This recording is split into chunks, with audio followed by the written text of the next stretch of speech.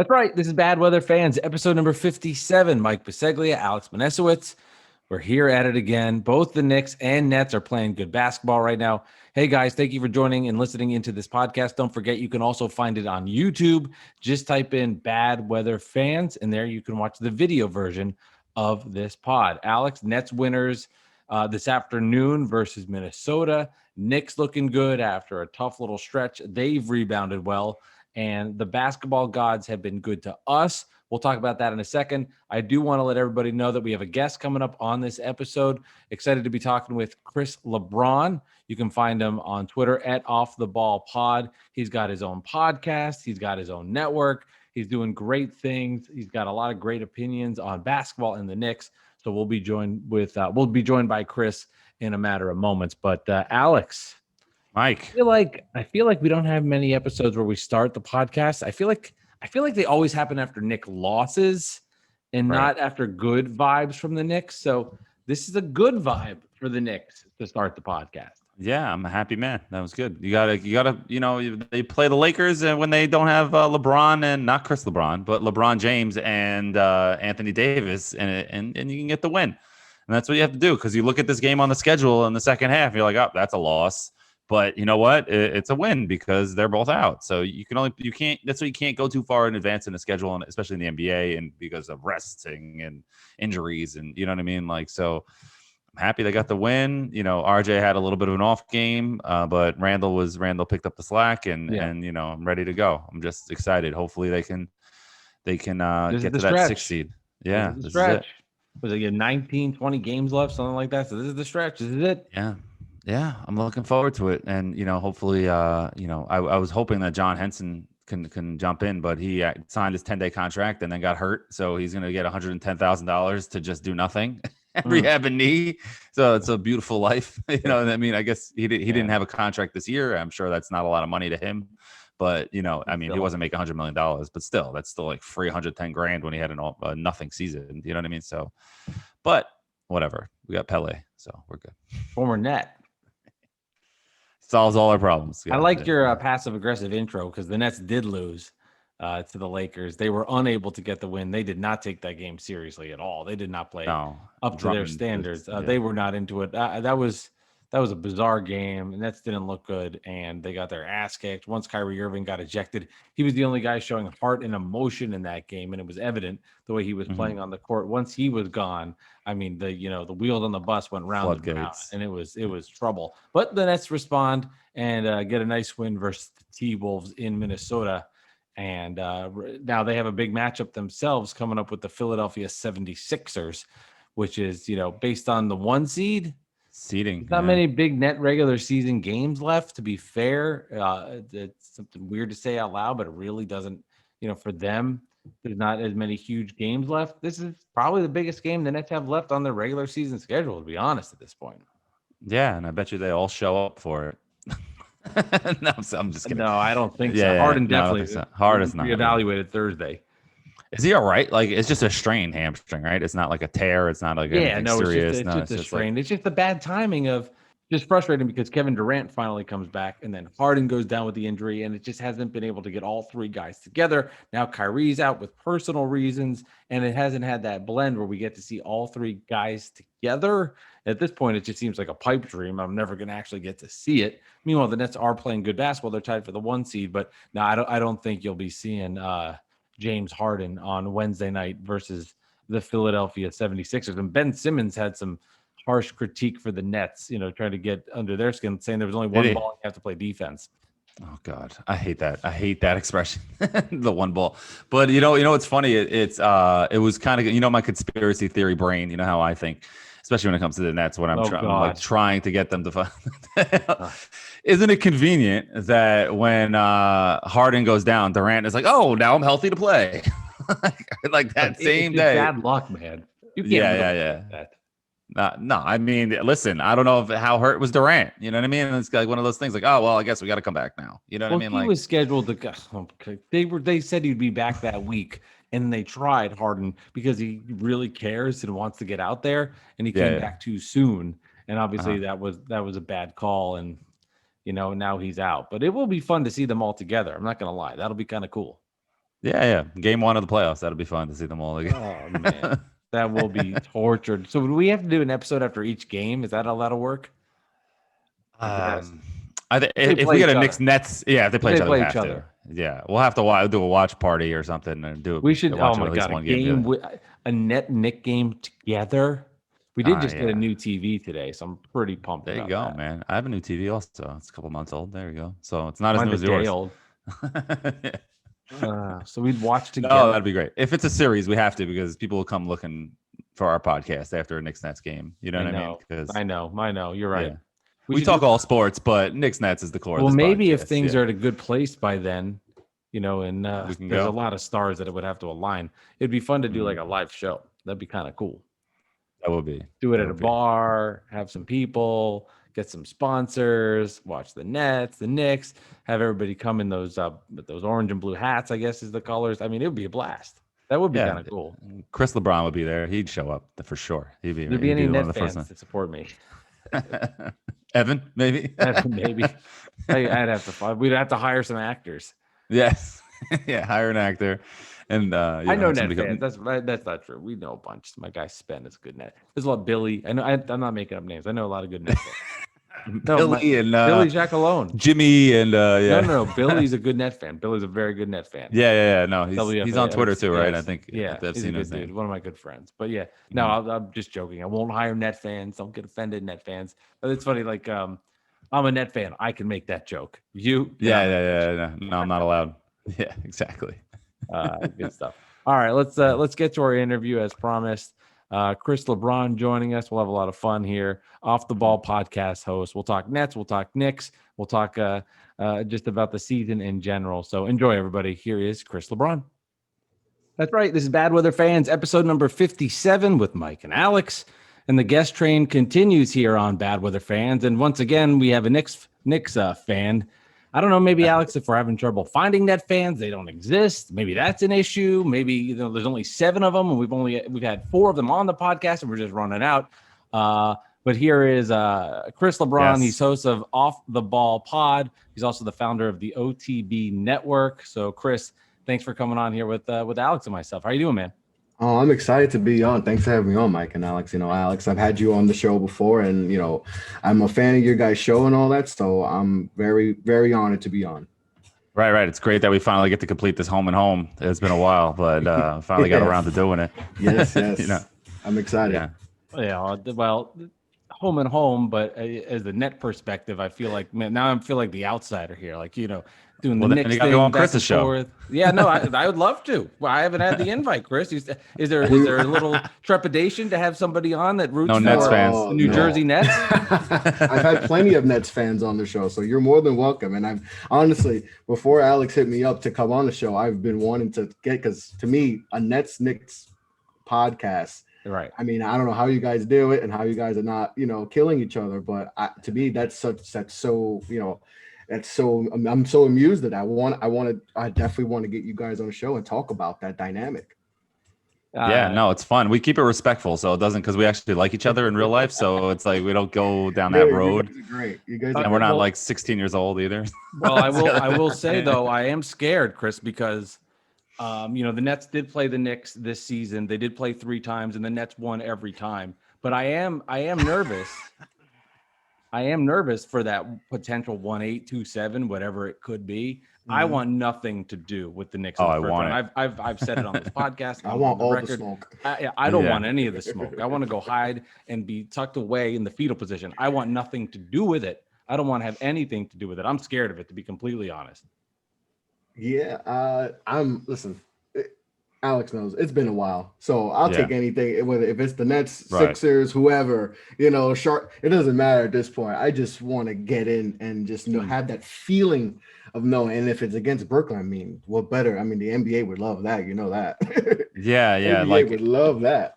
There's nothing to win. There's nothing to gain for a Nets fan in that series. The Knicks are like, well, happy to be here, and that's great. Let's win a game. Like, just don't get embarrassed, and let's go home with with our heads held high. But for the Nets, if they lose 1 or 2 games and they put a little scare into them, then that's just like a disaster, or if you all lose, the pressure's on them. God forbid, no pressure.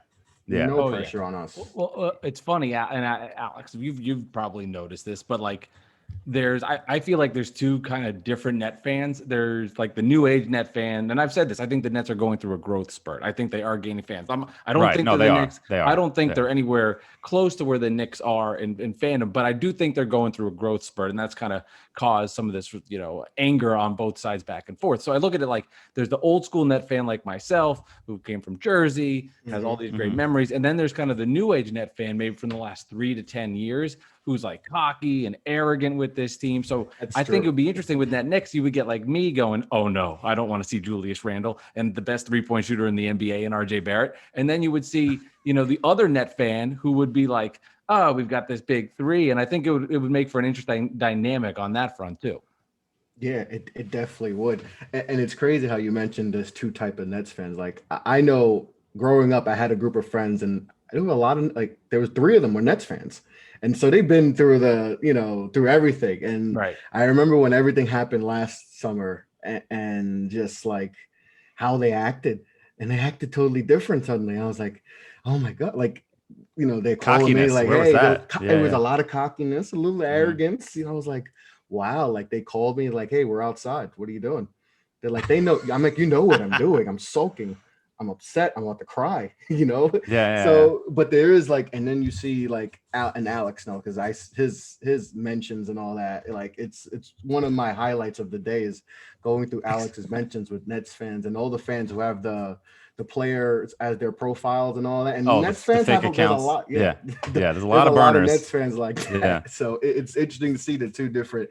Like Mike, you're the old. You're from New Jersey. You're from the Meadowlands. Normal. Yeah. But there's these new age Brooklyn fans who just came out of nowhere, or I don't know if you guys saw, I tweeted out a couple of days ago that I'm relieving my guy at work. I do security, so I'm taking over, and he did the overnight, and we don't really conversate much. It's pretty much just hey, I'm here, And, hey, what's up? But this day we happened to have a conversation. He saw I always wear my Knicks hat every day.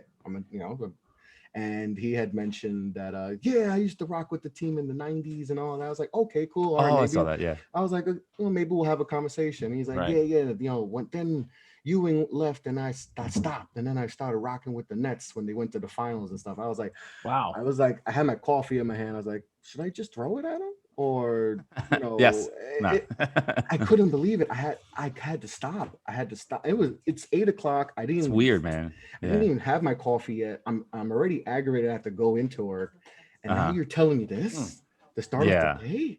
Get away from me. Strange. I said, go. You can go now. You don't have to wait for that's not a real fan. I can't remember ever thinking of a Knick fan that did that. And maybe I don't even know any now, that made the plunge with everything that's been bad with the Knicks prior to the season, and then the success that's been there with the Nets. I haven't heard of that, but to happen in the 2000s, to me, the Knicks fan perspective from 2001, 02, 2002, 03 was, that's cute. That's very nice. He went to the finals. Oh, that's cute. Little Billy over here made a nice little trip. That's what my feeling would be from a Knicks fan there, but not the switch over. That's crazy. Switch. No. Full switch. A full switch. You can't. I couldn't believe it. I just don't. I can't consider you a real fan if you do that. When you hear Max Kellerman and all these people that do that, it's just were you ever really a fan? How do you just switch over? I just can't do it. Yeah. You could pay me. Everyone gives you those hypotheticals. Oh, I gave you $1 million, would you switch over? And then it's go Nets. It's not as easy as people think. That's different. But it's it's really hard to just be I'm going to be a Nets fan. Imagine just Alex just saying, all right, I'm going to be a Nets fan just right now, starting right now. That's not. There's no passion. Right. There's nothing. No you know what it is? It's you can go through phases as a fan where you get mad at the team, where you stop watching a little bit, you put down the TV, you don't prioritize the games, it's not appointment television. Towards the Isaiah end of the Isaiah era, towards the end of that, I was kind of I still watched and paid attention, but I definitely wasn't glued to it or live and die with the games. Right. I was just kind of ugh, this is so embarrassing, and not on the court, but off the court, but I'll never think of going to another team. You know what I mean? It's just it's just weird of the life of a fan. You were talking before, Mike, about the Nets fans that and both you and Mike and Chris, you guys are both talking about how Nets fans were the new age Brooklyn fans, and then the older New Jersey Nets fans, it's a different run. This feels a little different. It's kind of like a Red Sox fan not to be a big baseball fan to get this. Like, before the curse of the Bambino was broken, the Red Sox just everything. This is gonna fail. This is gonna fail. This is gonna fail. Like the Aaron Boone home run, like this is gonna fail. You know what I mean? Yep. Until now, like the Red Sox fans have been alive. However many years, 15, 20 years, like they don't know anything but winning. You know what I mean? It's a whole different mentality of life. Well, I still have that mentality. Like, for example, all right, we're recording this on a Tuesday night. The Nets lost to the Lakers, had a pathetic showing. We're terrible, didn't show up, or bad. And then they go to Minnesota, and they're playing against a T-Wolves team that's, it's a day later, and it's without with Towns, their best player. And in my head, I'm coming through all these scenarios of how D'Angelo Russell goes off and how Anthony Edwards goes off. The Nets never play well in Minnesota, and they're going to lose. Then they beat the crap out of them. So on myself, still trying to tell myself, like, this Nets team is different. They don't go on losing streaks. They don't let it happen. Like, they're not going to lose. They don't lose more than 2 games. And I'm not saying that out of cockiness. That's just straight out of the record. They've been unbelievable lately. So it's still hard for me to get around the idea that this is a team that doesn't go through streaks like that and doesn't lose games. Right. Yeah, it's weird because it's just it's a different world for you. You're not used to this like happiness. But you know what? Like I said, if they're playing the Knicks in the first round and the Knicks steal game 1, you're gonna be like, oh my God, like what's about to happen? Like, remember the Celtics big 3 when the Hawks gave them that scare in the first round and they took them to 7? Yeah. The Celtics fans probably were all hyped up, and then they sat back like, oh, whoa. This is not gonna be so easy, So I don't know. Well, thank goodness it's not best out of 5s anymore, because that would get scary. Because then you could have all these little upsets. I mean, I've said this, and Chris, and maybe you agree with it or not. I think this Knicks team eerily reminds me of the Nets from 2 years ago that made it to the first round of the playoffs, that beat the Sixers in Philly in Game 1. I went to Game 2. A year ago today. Was it a year ago? Because I got engaged on that day, and this is 2 years. 2 years ago. Engaged. 2 years ago. Yeah, 2 years ago. I'm sorry, 2 years ago today, and that was today when we were recording. Sorry, because I know I got engaged that day. I remember after I got engaged, I went into the bar and I look up. I'm like, the Nets won. I'm like, holy crap! Like, it was like one of the first things I thought of. All right, Harris was awesome that night. He was great. Actually, it was a day game.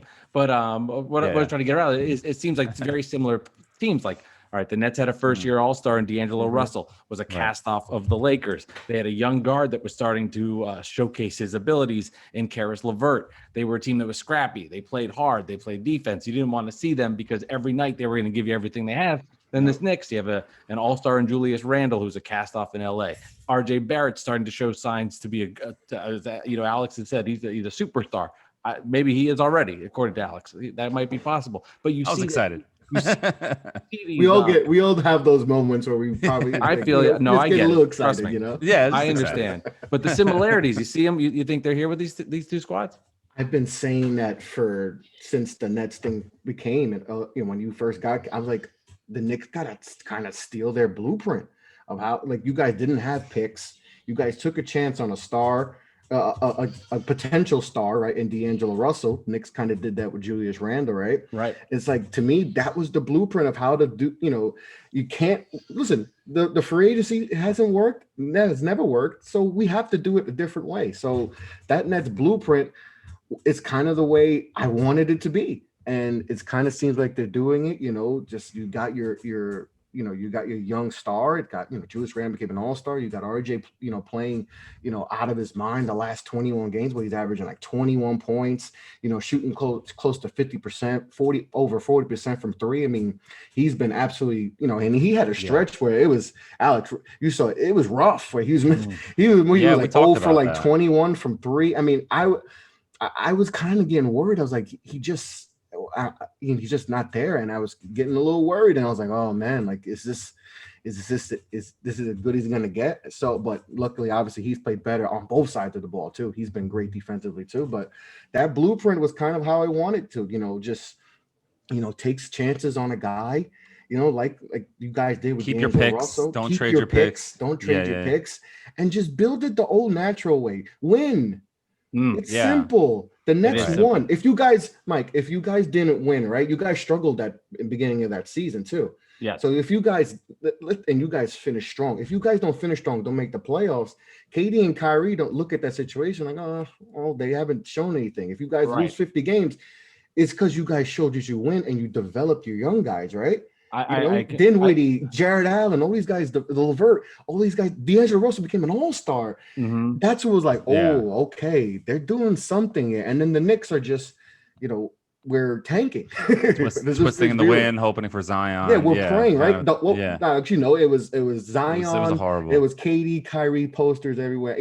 I felt we all were because they told us that they were going to get them. They told us, right? So it's not like we were like just making stuff up, and that's what a lot of people think Knicks fans do is think these up. No, you said, hey, sources say, Even Dolan went on Michael K show and said we're getting guys.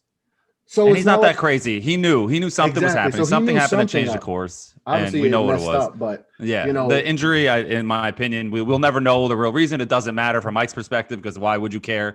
He's there. He chose to sign there, and that's it. And that's all that matters. You know what I mean? It's what it is. I love how you have to go back to that. If he wasn't, it's true, dude. There's something changed in the time of him coming here than going the other way. I believe the Knicks said they didn't want Kyrie alone. They said from the beginning they didn't want Kyrie alone. Sorry, Chris. I believe he was going to be the Knick. I think it was setting because or else these guys wouldn't just say he's 95% chance, 90. He's definitely coming.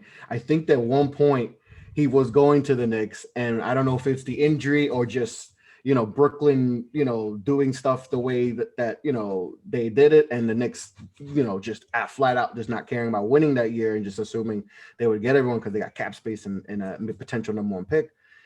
So I do believe at one point KD would come, but he's not here, so there's no point of even griping about it. Well, now you got me caring, and now you got me wanting to matter about it because you got under my skin. So good kudos to you guys.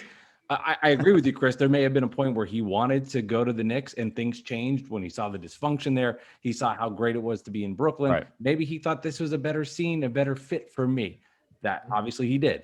But to say when the injury occurred, it flipped his switch and then the whole motto changed.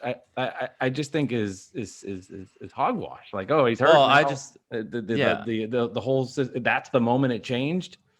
Well, I think there's a lot of it from the Knicks perspective where I think they were like there was reports and real stories, which I half believe, that they didn't want Kyrie alone. They were like, we don't want Kyrie alone. We saw what happened with Boston. We don't want him. And I disagreed with that, which I was wrong because Kyrie alone would have been a disaster. You know what I mean? With the Knicks. And they didn't want Kyrie alone. And then they said they would take Durant hurt for a year if they can get like Kawhi, and that's why those rumors surfaced with the Knicks were trying to get Kawhi and Durant, which was never true. Kawhi was never coming here. So like I think that there is some truth to that. I don't think it was the moment he went down, then he said I'm signing with the Nets. I think it was over the course of time it raised doubt because the Knicks didn't want Kyrie alone, and Durant said, you know what, I can't tell Kyrie where to go now because I can't even walk. So like let's get let's figure this out. What do you want, Kyrie? I got your back. You know what I mean? You're my boy, and that's I think what happened. And I didn't want Durant once he went down. I tweeted it out. But and if, the Nets don't get Harden, where the hell are the Nets right now? You know what I mean? Durant has played how many games? You know what I mean? The first couple of games. I mean, he looks incredible when he plays, but he's barely played. Kyrie's like off on vacation half the season. And it's just like, what are we, where would they be? You know what I mean? Like Blake Griffin wasn't coming here. Aldridge wasn't coming here. And all these other guys weren't coming here if Harden didn't get here. You know what I mean? Like they would be like, oh, F that, man. Like, even as buyouts. But well, I can tell you for everything that you listed, they have the best record in the East, even considering all of that. So wrap your head around the idea of that if they all came together, and it's a big if, and it's a monster if, and it's one that will dictate my happiness level in the next couple of months. But when they are together and the three of them are there and all the role players around them, I mean, it's going to be fun. I mean, the collection of talent. The collection of talent. I mean, there's only one ball, right? So we'll see, right, Alex? There's only one ball. I mean, like that's the other thing. There's only one ball. So there's only one ball, but now the issue is the defense. So clearly, that one ball seems to have an okay basketball. Like that worked out. I mean, they'll be fine. Yeah. They're so good. And I told you this when the Harden trade happened. You weren't so happy. Like no Nets fan was because Harden was like this waste of space in Houston at the end. And, I was telling you, I was like, listen, if Harden is legit, dude, the Nets are like, there's no hating anymore. There's no this is not going to work. I mean, Chris, I don't know if you felt the same way, but when he got there, I was just like, oh my God, like what just happened? Once he lost the 20 pounds in 2 days, it was just like, oh my God, what just happened? He went on a slim fast diet, like in a matter of an hour, lost 20 pounds, right? Brooklyn training staff's the best in the NBA. Oh yeah. That medical facility, man. That's what it is. Yeah. Like when the trade happened, I was like, obviously someone's got to take a little bit of a backseat, right? Like not everyone has to, play like Chris Bosh and Kevin Love did when they had their big three, just be a corner 3-point shooter. That wasn't going to be the case here, but you knew someone had to take a little bit of a, backseat. And, Harden just said, "Hey, I'm just going to be the point guard." He's the best passer on the team, right? He's the best playmaker on the team, by far. Kyrie's not really a traditional point guard. He's not a point guard. He's a shooting guard. He can be, but he doesn't. He can be, and he does show flashes at times of being a brilliant point guard where he's just making passes that you're like, wow. But Harden is just his playmaking is just tremendous, what he could do with the ball. And Kyrie, just have, no pun intended, off the ball, what he could do. I always got to put one of those in. No, it's good. But what he can do off the ball and all that, it's just amazing what he can do with moving around and all that. And he's more of a 2 guard than he is a 1. Like he just 6'2", 6'3", so he's point guard size. But Harden came in and just said, "Hey, I'm just going to be the point guard. I'm going to distribute. I'm going to get the offense going." And KD's used to this because he did it with, in Golden State. So he's down for whatever. And so they all bought in. They had to buy in.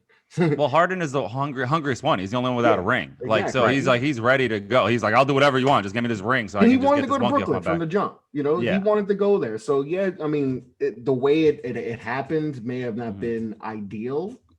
In some cases, because I felt bad for Silas. Silas, because, he gets the job and he's thinking he got Harden and all these guys, Christian Wood, he's thinking he got a playoff team. Right. I look at the roster. They had a 20-game losing streak. I felt bad for him. Everyone saw the press conference. He looked defeated, and I hope he keeps getting an opportunity because I hope they don't fire him. I hope they don't fire. I don't think they will, but. He wanted to be there. He's motivated. He wants to get at this point of his career. He's done everything possible. He's gotten an MVP. Probably should have more than one MVP in his trophy case. Scoring titles, all these assists, all that. Number 1 seeds. He needs a chip to validate everything because that's the only thing everyone's going to care about. Harden is well, yeah, that's cool. You did this, scoring titles, assists, triple doubles.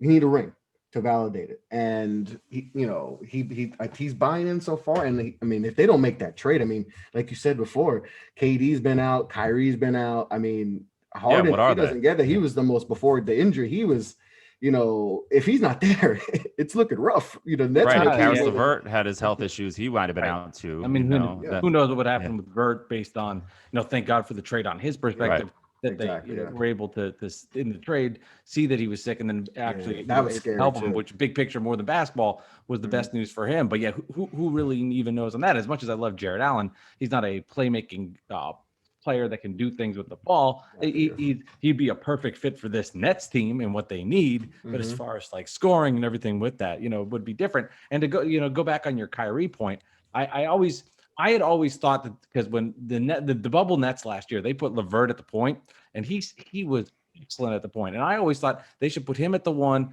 and Kyrie at the 2. And maybe it just based on timing and injuries, we never really got to see that. But I always thought that was the best way to go. And maybe Kyrie didn't have the same respect that he does for a James Harden when he's going to take over as a point guard. I look at what happened in Cleveland when the Cavaliers won their title. LeBron was the pseudo point guard of those teams, and Kyrie was free to roam and get buckets when they needed buckets, and he got the biggest basket in the history of Cleveland Cavalier basketball. And that's when Kyrie is at his best. When he doesn't have to be the main star, he can be the guy that can score, come in out of bursts. When you need a bucket, you can get the ball to him. He has exceeded my expectations with how good he is. I did not give even I was excited to get him, but he is far. He's unbelievable. The things he can do with the basketball and the way he can score and the way he can shoot from 3, and he is sneaky athletic. He can dunk. He's a slim dude, but he is really muscular and strong. I've been blown away with just how good Kyrie Irving is. I didn't give him enough credit to begin with. He is. Granted, he's got to be there, but when he's there, he's given all effort for this team. He might be the most special under the rim player. Him and Iverson, might be the best. Or Derrick Rose when he was at his prime. Yeah. But the fact that prime Derrick Rose. Yeah. Yeah. But he imagine he doesn't even do the stuff Derrick Rose is doing in his prime. And that's what's so his handles, his layup package, the way he's just so crafty getting to the somehow, basket. flicks it in his wrist. He flicks and just his hand. I mean, the handle. He might have the greatest handles ever. Like Mm-hmm. he can shake anyone. No, I agree. It's wild. He's special with the ball in his hand, and it's just always been with health with him. It's always been about health with him. And I know people got soured with the Boston situation and that kind of, and how he handled that. And, but when he's on the court and he's focused and he's so much fun to watch. Right. And the whole thing is he focused? I mean, he said it himself in the podcast in the offseason. He's like, basketball's secondary to me. And if you don't do what I want, I'm going to sit out, paraphrasing. And it's exactly what he said. And paraphrasing exactly what he said is not the same thing, but you know what I'm saying? I botched the quote, not a direct quote, but like he definitely said that. And it just shows and he proved that this year. And he left the team earlier. We don't know what his personal reasons are. We have no idea, like that, we don't know, but it's hard not to connect the dots where he says, if you don't do what I want, then I'm out. And then, the Nets start to falter. Durant's getting hurt and the Nets are, are just like, eh. And then all of a sudden he leaves the team and then they trade for Harden. He's like, hey, I'm back, guys. Hey, let's go. And I know he's left. It makes you feel a lot better when Harden comes on your team. But all of a sudden. The wild part about all of that is when he is on the court, he gives everything, offensively and defensively. Exactly. I'm not saying he's the best defender in the world, but he's hustling, going after loose balls, getting in passing lanes. He really gives ultimate effort at every turn and every time. If all of a sudden he goes MIA for playoff games, I mean, that would suck. Yeah. I mean, there's no other way. I mean, that would suck. But if he's disappeared for the game against Minnesota on a Tuesday afternoon, you're never going to remember. And as much as I know people get really aggravated by it and really angry by it, and I've heard this a million times, you're paid to do a job. You get a paycheck. You go and do your job. It doesn't matter. Players run the NBA, and people can bitch and whine about it, but there's nothing that will be done to change it. And I will admit, because I'm in the moment and he is on my team, I'm going to defend him more, and I'm going to go with these Nets, kind of glasses and see it that way. And but just from everything he's done on the court, he's been amazing. His teammates love him, and he's been nothing but perfect with the Nets when he's playing. When he disappears, you just get scared. It's going to be at those, Knicks Nets game 5, Knicks stole game whatever. And I'm like, oh my God, Kyrie, where the hell are you? Please play. Yeah, no, it's kind of scary. And, we're worried about like avoiding the play-in tournament. You're worried about getting healthy for the playoffs to make a championship run. You know what I mean? So, yeah. Chris, what do you think about that, by the way? At first, I didn't like the play-in tournament in the offseason, but now I kind of like it because like it's added something to the regular season. And, you got Luka Doncic crying about it and people like not really too happy about, the play-in tournament because they have to try at the end of the season. They can't rest and tank. And, it makes the bad teams try to get the 10 seed and the good teams have to play for 6. So like, what are your thoughts on that, Chris? It's funny that you brought that up because a couple of my guys at the network were just talking about the play-in and all that and how, not crazy about it first, but then, kind of feeling because we're getting really good basketball, and we're going to get even more good basketball towards the end. And to me, that's just good. That's even better, right? We're getting more teams that are going to, going to be in it towards the end of the season. Try to get rid of teams are still going to tank no matter what. They're still going to try. So you're not going to fully ever going to get rid of tanking. You'll have a magic team. At least if you're close, if you're at the 11 seed and you're only a game out of the 10 seed, that why not? It stops you from maybe thinking about, all right, maybe we should just blow it up and just tank the season. Well, maybe we can get in and get in that plan. You never know. You got to win 2 games and you get in and we can get some playoff revenue, right? Everyone's complaining about not making money. Boom, you get a playoff series, and all that. So you get the extra game. And like the Mavs don't want to play like a Zion or a Ja Morant in the play-in tournament because those guys could just take over in a game. Exactly. Porzingis will be hurt and they'll be like, oh my God, what just happened? I've said it. I believe I was on the record, Alex, on our podcast saying that I loved the idea when it first started. I was all in about it. You love all the quirky stuff, though. You love everything quirky. I do like the quirky. Baseball too. You like that too. Like that's the problem is I think people get so stuck in a way that's been done for 75 years.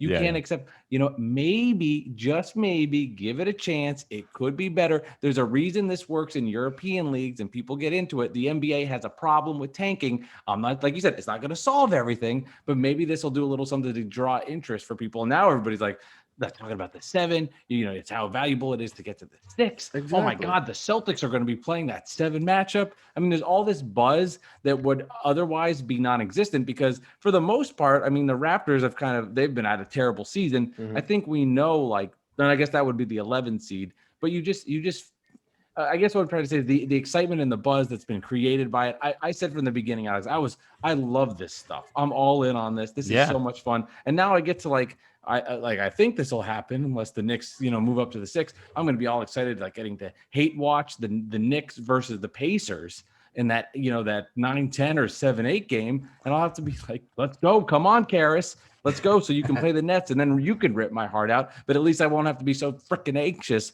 having to deal with Alex and all his mentions for freaking, 3 to 4 days after a loss, which would be hell on earth. Yeah, the last month of the NBA season, as you guys know, has been it's a glorified exhibition. It's just everybody's just it's going the through the last motions. week of school where you just go with the motions and just get, it's ending. Right, exactly. You're just waiting for that last bell, and that's what Alex, you say it was just kind of like the last month is just all right, let's just get to the playoffs already, Right, and then the playoffs come, and then you have another 6 months until the playoffs are over. You know what I mean? It just never ends. But it's just. But I thought the way to make the NBA season more valuable would be shorten the playoff series, the first round back to 5, or even make it 3 and make the second round 5. Something like that to make it more. The seeding mean more, and maybe have some upsets and have a Cinderella team like in the NCAA, but. They're never going to cut it down playoff games. They're going to add playoff games. If anything, they're going to add anything. Like they did. These playing tournament games are going to be crazy. And especially if the Knicks are in it and the Celtics are in it. And, that's going to be crazy. People are going to be into that. I mean, the Bulls now are in it. Like the Knicks. They're scary, man. The Bulls are scary. That's a scary team now. The Knicks, Pacers, Bulls battling for a playoff spot. I mean, you got the teams that were in the 90s. That's a great point. Yeah, the NBA is going to love that, Yeah.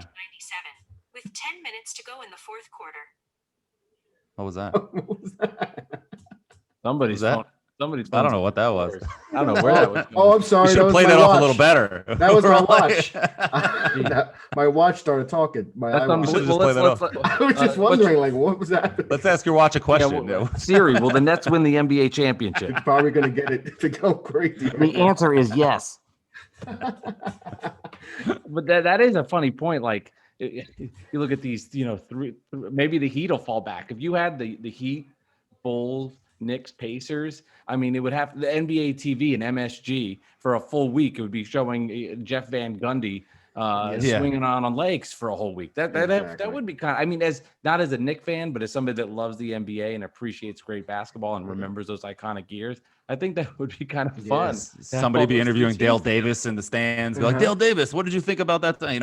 Something like that. Yeah, it would be so because right now, if it were to end right now, it's the Celtics against the Knicks in the 7-8 game, and then the 9-10 is Pacers versus Bulls. Good teams. I want nothing to do with the Celtics, and Kemba will probably be back by then. I don't want anything to do with the Celtics. I don't want anything to do. And like I said, I was talking about that earlier. I was like, I don't want anything to do with Boston because they're going to get hot. Right, they are hot right now. They won 3 in a row, and everyone's getting healthy. Right. I don't want to see them in that 7-8 matchup. That's what I'm saying. We got to keep winning some games. The Hornets Hawks. The Hornets Hawks in the middle, those are the two teams. To me, that don't put as much fear in. The Hawks maybe. In me at least. The Hornets. That's why out LaMelo. Yeah. The Nets, to get the 1 seed to me is so valuable. So in the second round, you're playing the Hawks or the Hornets as opposed to the Bucks. You're in the Eastern Conference Finals. Sleepwalk, maybe rest. That's a huge difference. Yeah, no, for sure. But the Hawks, I mean, look at them, man. They actually tried in the offseason, and they got a real coach in there, and Nate McMillan, and now look at them. You know what I mean? Now they're right in the thick of things. So it just goes to show you. That's why I wish the Knicks in the offseason did a little more than an Alec Burks. But you know what? They're fine. They are where they are, and they're in a good spot. They still have all their assets and their cap space. Well, we leveled up by getting a real coach. I mean, yes. By getting the coach, right there. Rotations kill me a little bit, but yes, he's a real coach. He is what he is, So they can do. They could. He's not a Fizdale. He's not a Derek Fisher. He's not a Jeff Hornacek. You know, they're okay. Those names, man. Oh Just, man, God. good stuff. And Mike Smile, those names. Yeah. Hey, I just see all those press conferences. I see them on loop, like coming walking in, shaking hands, Holding a basketball. next, shaking hands, next. Everyone, shaking all three hands. of them holding the basketball in the Put a middle. hand on the ball. Right. Yeah. Meanwhile, I'm worried about like We're Devin gonna change Harris. the culture. Nobody cares. We're gonna change the culture, and it's And like they finally have, because you know why? They're winning, which Yes. is what you said earlier in the episode, Chris. Tell us also about everything you're doing with your network, your podcast, where people can find it, and the different shows if people want to tune in, because a lot of crossover here, obviously, with Knicks and Nets fans. Yeah, so the podcast, Off the Ball podcast, you can find that on all podcast platforms. I've interviewed Alex on the show before. I've had him on, Biggest show, right? No, I'm just kidding. no, we did good numbers. I told you, we did good numbers on this. So There you go. Yes. we definitely did good numbers on this. So I definitely got to get you guys on the show together. I definitely want to get that going. But Cool. I've had, former pros, college kids, and did a lot of stuff with the NBA draft. So going to continue to do all that. The show's been doing really good. It's on Dash Radio right now too, every Monday at noon. So that's been huge, to get my show on a major platform like that. Is Great. massive. And then doing the network stuff, I want to just create my own stuff. I wanted to, I was tired of I had been on a little mini network and I just didn't like the way they handle stuff. And I was like, let me start my own. And I started my own, got a bunch of guys that I trusted to help me build it. And we've done pretty good. We got some cool sponsors. We just got a Manscaped sponsorship. We got a lot of dope podcasts of other podcasters who've been able to get on Dash Radio and stuff. So it's been a lot of fun doing this. It's been a hell of a ride. I never thought this would be possible doing all this. Good for you, man. Starting a podcast, just talking to my computer. I started with free agency 2019. That's when I started. I ranted about how the Knicks just blew it, and it blew up. That show blew up, and then I just went with it, and it's taken me this far. And the show, like I said, it's been fun networking with guys like you, Alex, and Mike. Like I said, I hope to get you guys on the show. It's been fun. All this has been fun, and I'm excited about the future for the network and the podcast. So, it's been a lot of fun, guys.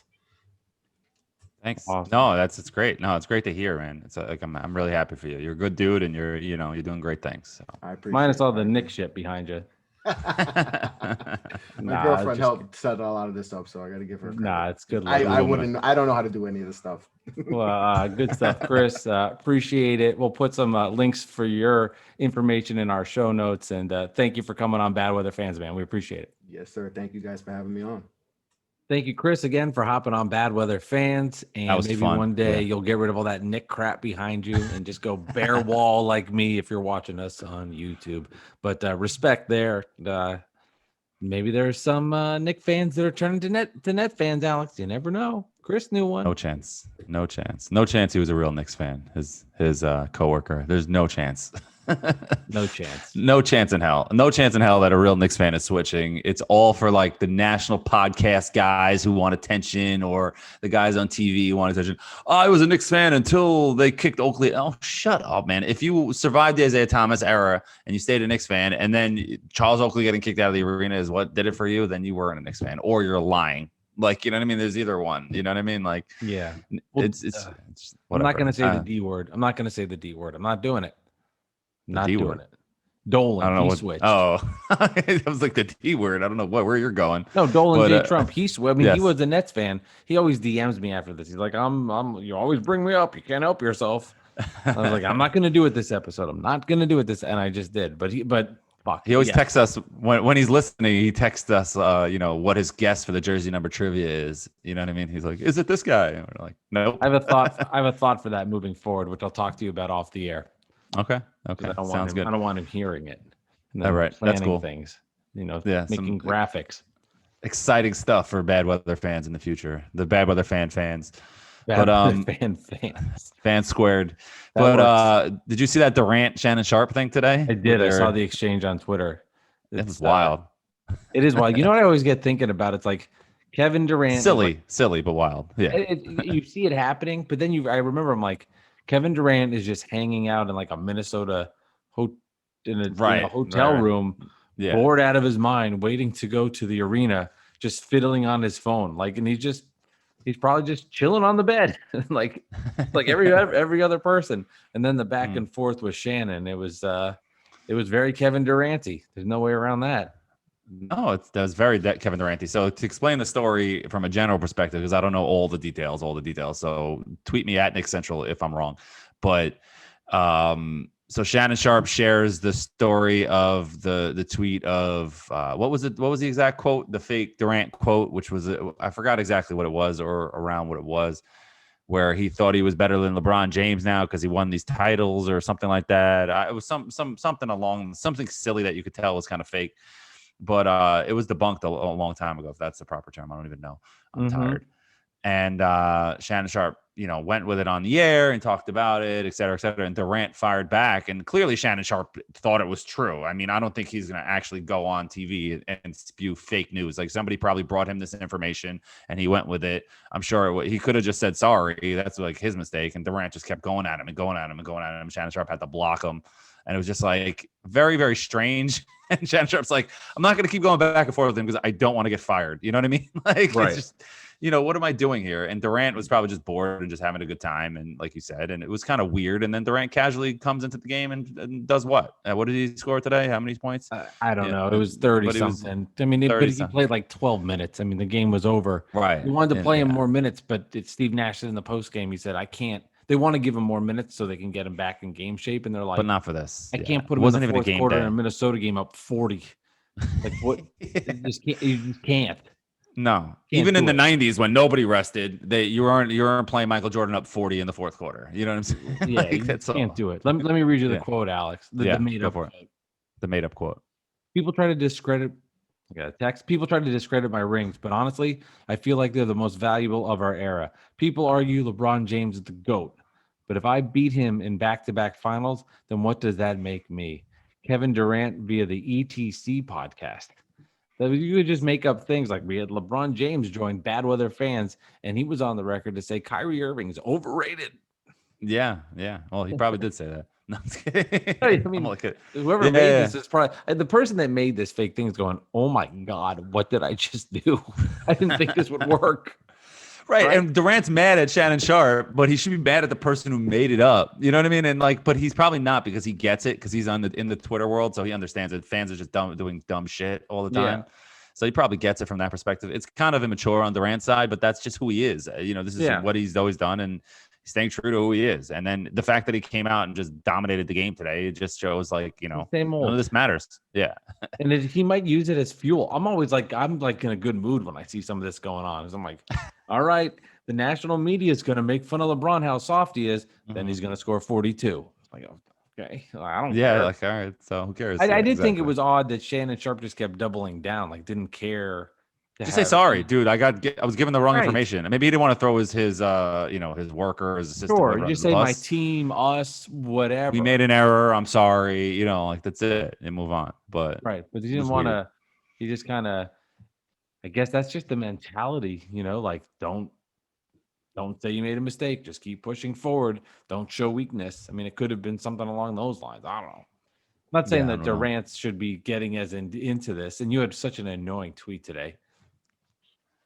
Oh, I know what it is. Yeah, you want to read it? I know what it is. It's so stupid. This was having a good time. If I didn't know you, I'd be mad at this. But because I know you, I know it's dumb. Let me find it. Was it about Four Loko? No, I'm just kidding. So it was. I said LeBron has never responded to decades of slander by Skip Bayless. Let me start over. LeBron has never responded to decades of slander by Skip Bayless. Durant has been crying all day and harassing Shannon Sharpe because he made a mistake and reacted on TV to a fake quote. Meanwhile, RJ Barrett is going to be a superstar one day, and that's all that matters to me. So, I know that pissed you off. I knew that was it. A lot of claims in there that are true. A lot that are false. I mean, LeBron has never responded. Can you imagine that? Like, Skip Bayless has made millions on just slandering LeBron James, slandering the guy. Kudos to LeBron for keeping his cool and just dominating on the court and not caring. Yeah. It's just, no matter what he does, he knows that this guy's a fool. And he did the same thing to Kawhi Leonard last year or 2 years ago when he won the title with the Raptors. And Kawhi went out and won the title. He's like, Kawhi's never going to do this. He quit on the team, on the Spurs, which a lot of people thought that. I thought that too, but you never know what happened. And Kawhi showed up in Toronto, won the title, and Skip walked out with his tail between his legs. It's just that's why you don't take a guy like that seriously. No, he's an entertainer. I mean, exactly. He doesn't. Who knows? He's great at what he does. Great at what he does. Right. That's his goal is to do that kind of stuff, and he achieves it. And I think LeBron James knows that. He's like, dude, I've started schools for children. I don't care. You know? Yeah. Like, I don't know. Yeah. I don't know if I was, because I am sensitive. Like, I won't lie. Like, if I won't say I'm sensitive, but I don't think I'd be Twitter sensitive, if that makes sense. Like, I'm definitely a sensitive person, and things can get under my skin if they're done a certain way. So I'm curious from my end if I'd have more of like, if I was that level of success, like in that many people. Like, Alex, you are on Twitter and you get a lot of Ed mentions, and I'm sure some of them can get annoying where you respond.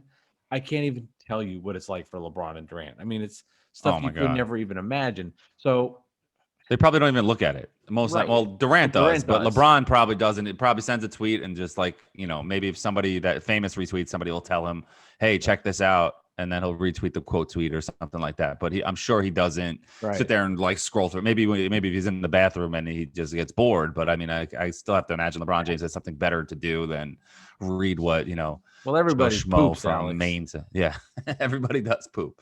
Exactly. But I know what except you're women. saying. No, I'm just kidding. I wonder if, except who? I said except women. No, they don't poop. No, yeah, right. I do wonder though, if you or I had that level of success, if you'd be going back and forth with Shannon Sharpe, if you're one of the 20 greatest NBA players of all time, let's say. I don't know. I honestly I don't know. I would like to say I wouldn't, but I can't say that for sure. You know what I mean? Because I'm not. But we can try and just make me one of the 20 greatest players of all time, like real quick, and let's give it a try. Okay. No, but it's just I don't know. I'd like to think that, especially by the age of Durant, I would think like I would hope I would have grown up by now. You know what I mean? That's to stop doing that stuff and like realize you have to separate yourself from Twitter.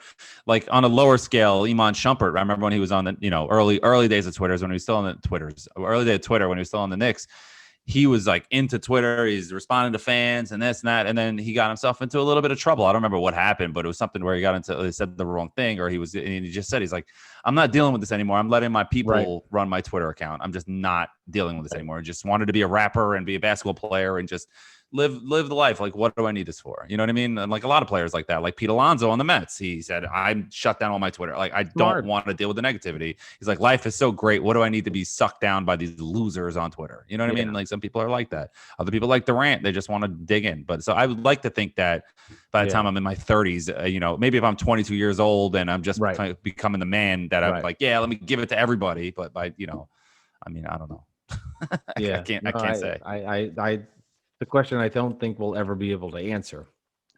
No, maybe the podcast explode to become a podcast star, but I don't. Well, my NBA career could be taken off soon. You never know. Could you imagine that if all of a sudden would you run if I said you could be the point guard for the Nets right now? Would you do it? Backup point guard because they've got Harden and Kyrie. But and you would root for the Nets? What's the league minimum? Like, what's the league minimum? I would do that. It's more than this. I don't know. More than I've made in my life. Probably. I don't know. I can't. I don't know your finances. But, but like, come on. I'm not a millionaire, but I mean, like, more than I've made in my life. Yeah, for sure. I would take that in a second. Well, I mean, I am an Uber Eats driver, so I think the league minimum is less than I do on my deliveries. You got to hope for that Jerry Seinfeld delivery, and then he'll give you. They cap their tip, by the way. They'll cap. Oh, they do. What's the highest you can get a tip? Depends on what the output is. There's like a percentage it can go up. They won't let you go to imaginary numbers. I'm sure Jerry Seinfeld just has stacks just hanging around in his house. Oh my God, money. That'd be so cool. Here's some money. I've had people give me a couple bucks. Yeah. It's always weird. But thanks for the lasagna. Here's $1,000. Like. Like, what the hell? Oh man, I've never delivered anything. Drive down the block. I'd love to do that though. Oh my God, it'd be like a dream of mine. There's this one area in West Orange, New Jersey, where Kyrie lives, and it's this gated community. I don't know if Kyrie lives there. I don't know if he's moved there, but it's some of the biggest homes I've ever seen in my life. And I'm not like helicopter landing pads for these places. Right. I'm always thinking, I wonder if Kyrie lives here. You And know, there's probably somebody who West makes more Orange. money than Kyrie that you've delivered to. Right. But like you don't know who cares? It's not Kyrie, right? Like why would you Right. care? Like you invented the helicopter, but who gives a damn about you? You know what I mean? Yeah, sure. Are you No, I know. Kyrie? That's just a No. dream to be like, oh my Yeah. gosh, selfie with Kyrie. Here's your pizza. That'd be so cool. Yeah. I'm sure his assistant or somebody would answer the door and not Yeah. Kyrie. But Hey, I don't he know. can't do Hey, it. well, fine. Maybe one day it'll happen. Do enough deliveries. Nets do get the win today without Kyrie Irving. They just completely crushed the T-Wolves. I listened to a lot of this, doing Uber Eats and driving. So I'm actually, once we're done with this, I'm going to go rewatch it. Really? That's dedication. I would Yeah, if do it was that. a loss, I would not. Mhm. But I I'd wanna watch see- the highlights, but I don't know about if I'd sit down and watch the It's game. good. You know what? It's good background No, noise more power as to do you. other work. But You know what I gotcha, mean? Not gotcha. like sit Yeah, down yeah. and well, actually, I'll probably see the end of the Mets too. You're not cutting down. You're not. Oh yeah, the Mets, man. They won that 7-inning. I love They went into extra innings in a 7-inning game, so they won in the 8th or something. And Yeah, like, so great. Move it along. Yeah, man. Hey, listen, they got the walk off in the 8th inning. So let's go with the. I know you like the quirky stuff, but the runner on second and extra innings in the 10th inning or the 8th is just ridiculous. Oh, Give it to me in like the 15th if it's still going, or like even the 13th. right. Like give me an inning or two where it's like legit baseball, and then give me the quirky stuff and like let's get this game over. Let's not ruin the bullpen or the starting. I don't need a second baseman pitching in the 19th inning. Like you know what I mean? Like it's just it's always the Mets who have these long games anyway. You know what I mean? But Disagree. Go ahead. I think they should make it even quirkier. Like, all right, for this inning, everybody loaded. outfield plays the infield plays the outfield. Although for the Mets, their best infielders in left. That's not true. Lindor, you know what I'm saying. But like, no, it's true. Dom is a better second, first baseman. Runner on second doesn't have to can't wear shoes, no cleats for bad traction. I think they should just go all in. Like maybe put a kiddie pool at third base. And you have to jump in the kiddie pool. I mean, really spice up baseball. Make all the righties throw lefty or something. Yes. Do something like that. Yeah. Yes, which is funny you say that. So I'm not I can't really throw a great spiral. And I was like out in the backyard with my brother-in-law a few weeks ago, and we're like, for fun, like let's throw with our opposite hand because that's always just kind of fun. Yeah, to do. you just look like a little. You're just like it's just terrible. I'm a lefty, and I threw a better football with my right hand, and we're like, whoa, what happened here? Where were you? Alarming. Now you're going to be a quarterback. Yeah. Right. So you're in the NBA. I'll be in the NFL. There you go. And then we'll still do bad weather fans. I'd be like, what happened? What happened? Anyway. Cool. All right, Alex. All right. Good stuff. A lot more coming, obviously, with the playoffs coming about a month away. So the home stretch here, it's going to be really interesting. Do the Nets get the 1 seed? Can they all get together healthy? And then the Knicks, can they continue the development of the young players and Barrett and the continued MVP season for Julius Randle? Damn right. But hey, good stuff for both franchises right now. And it's going to be a lot of fun here in the home stretch as May's around the corner. Yeah, man, it's exciting. Home stretch. RJ's got to get a little more consistent, but he's special, man. He is special. I know I got a little excited with my "he's a superstar" tweet, but hey, Alex, I'm never gonna give you shit for saying that because it'd be hypocritical for it. Like if you're a Net fan and all the excitement that people got over Karis LeVert and how well he played. So I think it wouldn't be fair for me to be like, no, he's not. Like, is he a superstar now? No, of course not. No, of course not. Saying. But I'm not going to poo-poo your happiness and joy because of the great story he's been this year and his development. I think you deserve to have all the fun. And obviously for him, the hard work has proven that he's taken the next step and has improved greatly here in year number 2.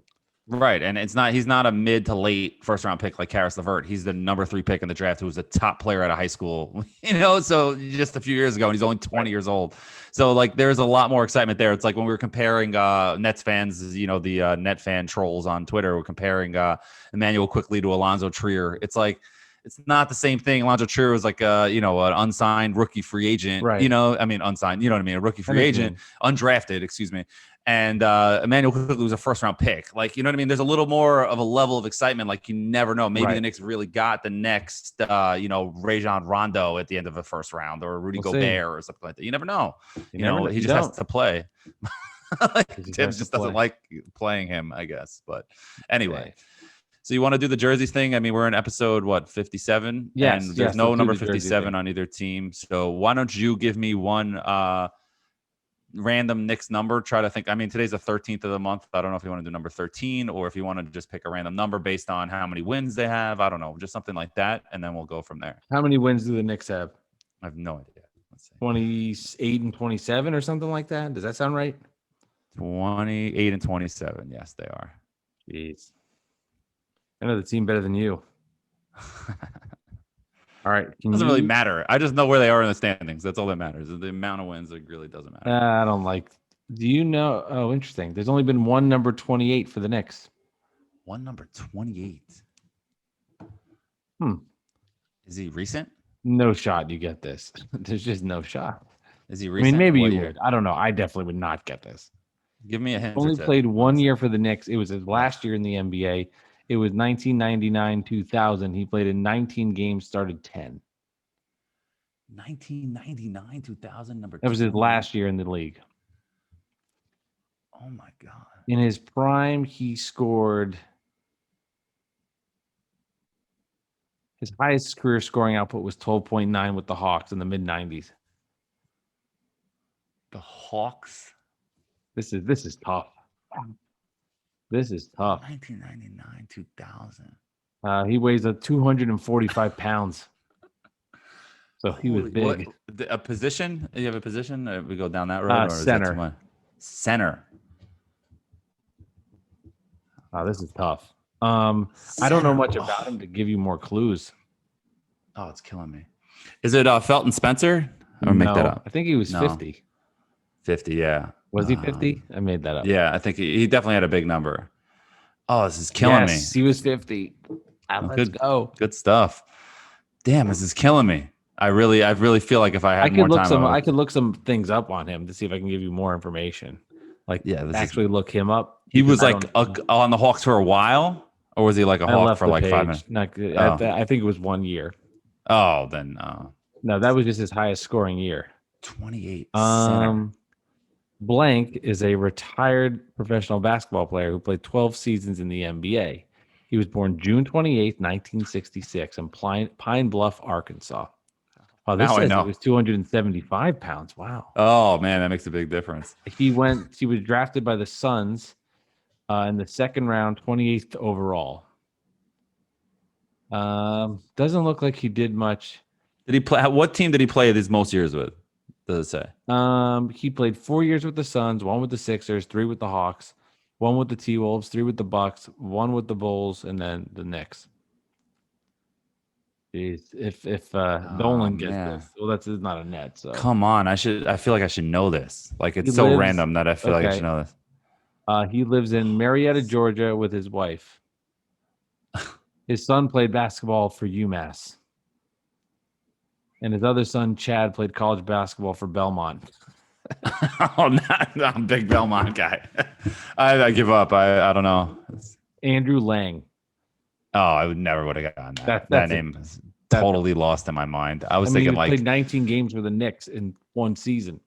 Yeah, I know, but that was like a big 28. season. So like, yeah, no, that's great. That was a tough one, man. That was really hard. I thought it was going to be like, I was going through all, like you said, Hawks. I started going through Hawks centers in my life. I was thinking of John Koncak. I was thinking about like Kevin Willis. I'm like going through like, who the heck sat on the Knicks bench? But then when you said started 10 games, I was like, what? Like, how do I not know this? Yeah, man, that was a tough one. You have any for me? Let's see. All right. Ooh, this is a good one.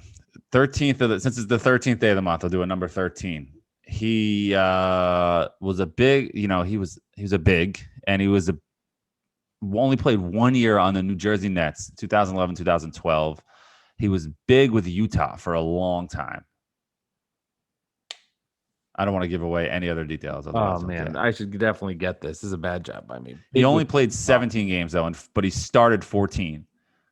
How did that happen? How did someone play 17 games? Because he got hurt? I don't know. Must have. That was the last year of his career, so he must have got hurt and then just said, F it, I'm done. Oh, my God. He's not American. He's from, I don't want to give the country, but he's from somewhere across the pond, as I say. Oh, man. Dolan's killing me now. He's in my head, Alex. Yeah, he's in there. Dolan J. Trump is in your head. Who is it? Mehmet Okur. Yeah, it was Mehmet. I thought the Jazz thing would give it away because he was huge. I was on the thinking Jazz, All-Star earlier. one year. My brain was off, and I was thinking like Malone Jazz, and I just How the wasn't. hell was he an All-Star? He was good in Detroit.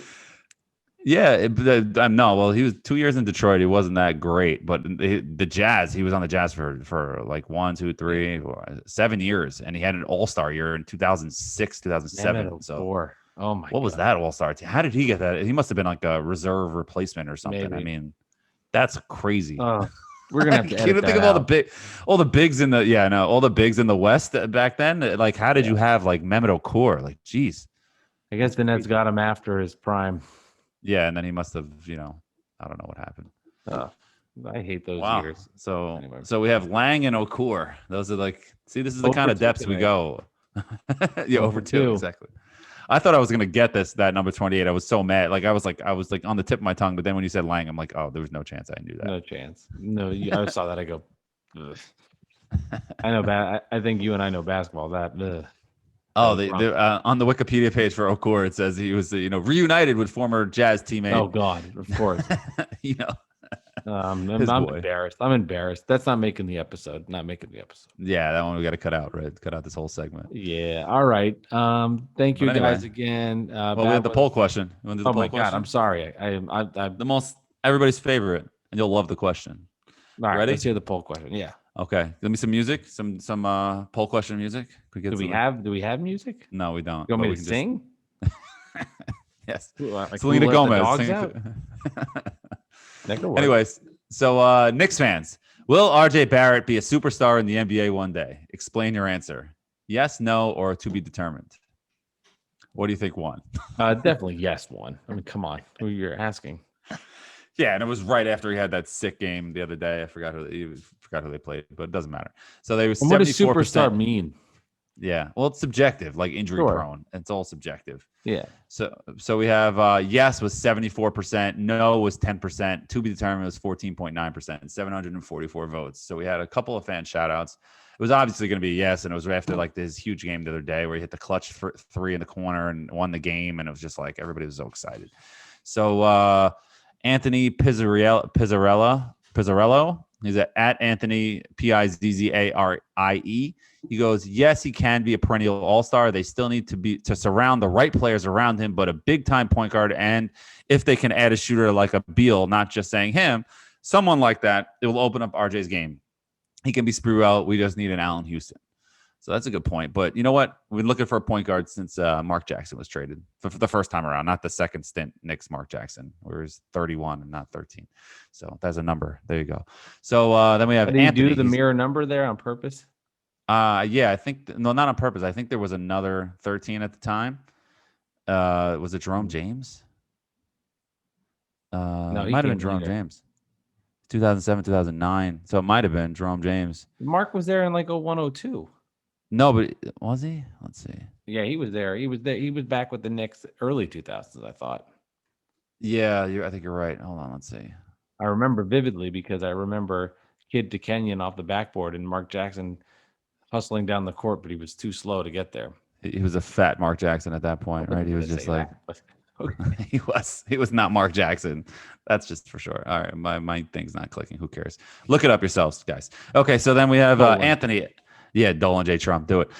Then we have Anthony at The Story of a Rose. He goes, I've been saying this for a long time now, but I believe Zion and RJ are going to team up again, LOL, in New York. Don't see Zion staying in NOLA. Starting it already. Zion to New York, free agency. Don't do it to yourself, Knicks fans. Don't do it to yourself. Enjoy the moment. God. Yeah. No, Anthony's my guy. So we have _Wit. No, he's not your guy. They're all my guys and women. And then we have at West Jazz. He's WESHJAZZ. Because he's 20 years old and the second best player on the Knicks, shooting nearly 40% from 3 and learning how to finish through contact.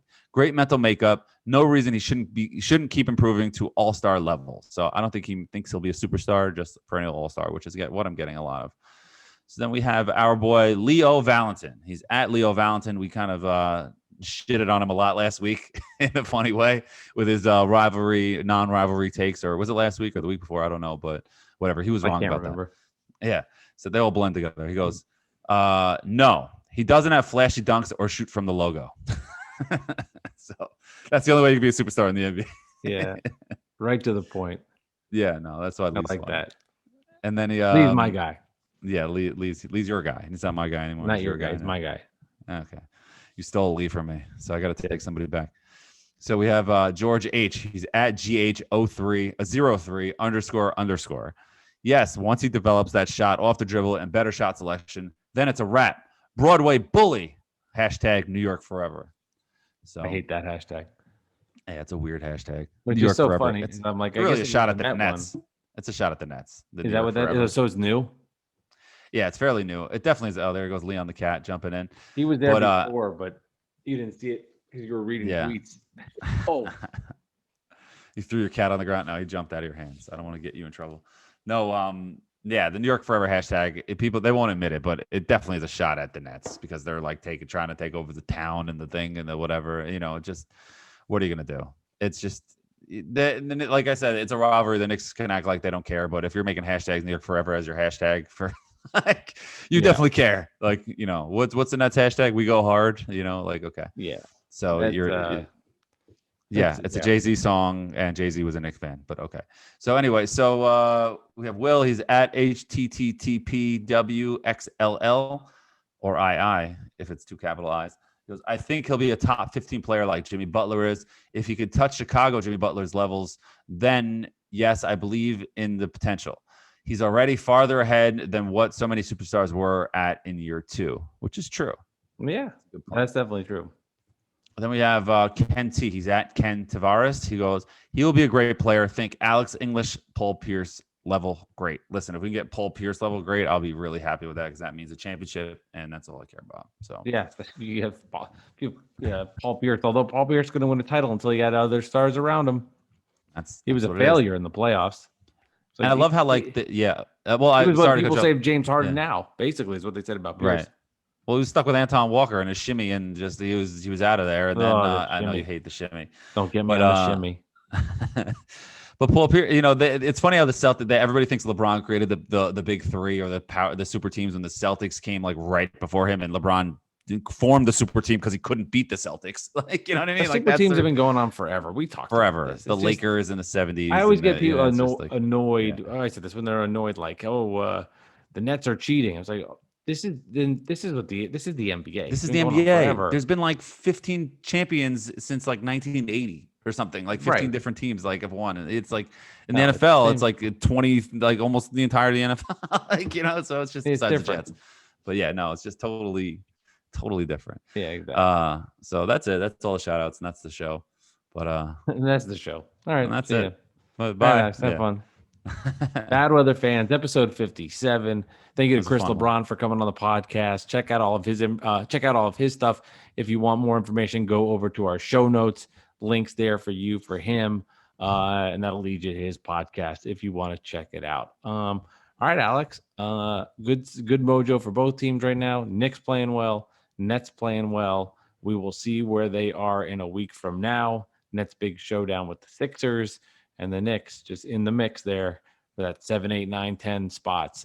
They'll be there. The question is just what number at this point. And I just want to give kudos to the Knicks because if they lost that Grizzly game, it could have spiraled. They came back and won, and in my opinion, saved their season. Definitely did. And Mets swept the no-hitter today. That's perfect. So I'm happy. Let's go.